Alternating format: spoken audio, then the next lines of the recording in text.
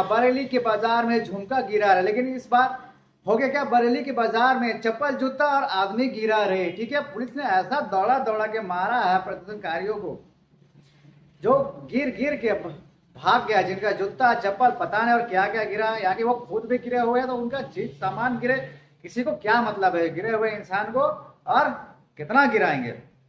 तो उत्तर प्रदेश के बरेली में हाल ही में हुई हिंसा का मुख्य कारण I love Mohammad, I love Mohammad के एक पोस्टर के कारण हुआ था। ठीक है, एक आदमी पहले एक जगह पोस्टर लगाया आई लव मोहम्मद, फिर उसी को हटवाने के कारण, ठीक है, इजाजत नहीं था, उसी को हटाने के कारण फिर धीरे धीरे ये अफवाह फैलते गया कि पुलिस ने ऐसा किया वैसे किया, फिर ये भड़काओ भाषण एक मौलाना, ठीक, कौन सा मौलाना है, क्या ये संस्था चलाता, उसके बारे में बात करने जा रहे हैं।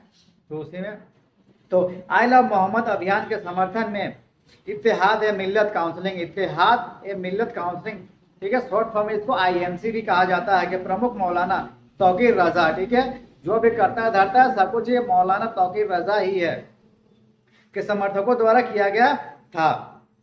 अब ये हुआ क्यों था और कब हुआ था? तो शुक्रवार 26 सितंबर 2025 को जुमे की नमाज के बाद मौलाना तौकीर रजा के आह्वान पर उनके समर्थक ज्ञापन देने के लिए एकत्र हुए। ठीक है, जुम्मा के सब जमा होता है, उस समय सब कुछ जो भी प्रदर्शन होता है जुम्मे के दिन ही होता है। अभी जुम्मे के दिन ही क्यों होता है, ये भी थोड़ा सोचने वाली बात है।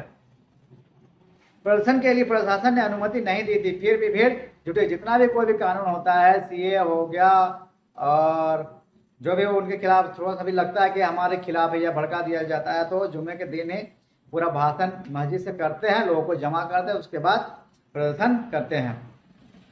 जब पुलिस ने भीड़ को आगे बढ़ने से रोका तो प्रदर्शनकारी उग्र हो गए और पथराव करने लगे, जो कि उनकी आम बात है।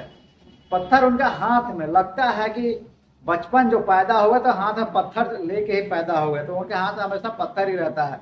छत के ऊपर भी पत्थर रहता है, नीचे अगर कुछ भीड़ भाड़ जा रहा है या तो फिर कुछ पूजा वूजा हो रहा है, कहीं भी लोग जाते हैं वहां से, पुलिस भी जाती है, तो पत्थर ही होता है उनके ऊपर। तो प्रदर्शनकारी उग्र हो गए और पथराव करने लगे। हिंसा की घटनाओं में आगजनी और तोड़फोड़ भी शामिल थी, जिसके बाद पुलिस को लाठीचार्ज करना पड़ा।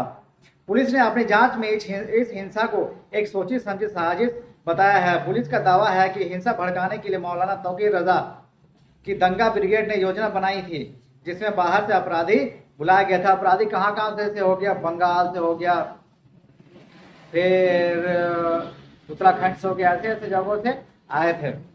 बंगाल, हाँ, बिहार से भी बहुत जाते, बंगाल और बिहार से मैक्सिमम लोग बुलाए गए थे। पुलिस ने हिंसा के मामले में कई लोगों को गिरफ्तार किया, जिसमें मौलाना तौकीर रजा के करीबी लोग भी शामिल है। गिरफ्तार आरोपियों से पूछताछ के बाद और भी खुलासे होने की उम्मीद है। हिंसा के बाद पुलिस ने उपद्रवियों पर कड़ी कार्रवाई की है। कई आरोपियों की अवैध संपत्तियों पर बुलडोजर भी चलाया गया। शांति व्यवस्था बनाए रखने के लिए शहर में अतिरिक्त पुलिस बल और आरएफ की तैनाती की गई है। जैसे फिर कल, आज बृहस्पतिवार है, कल फिर जुमा है, तो कल फिर हो सकता है क्या प्रदर्शन और आग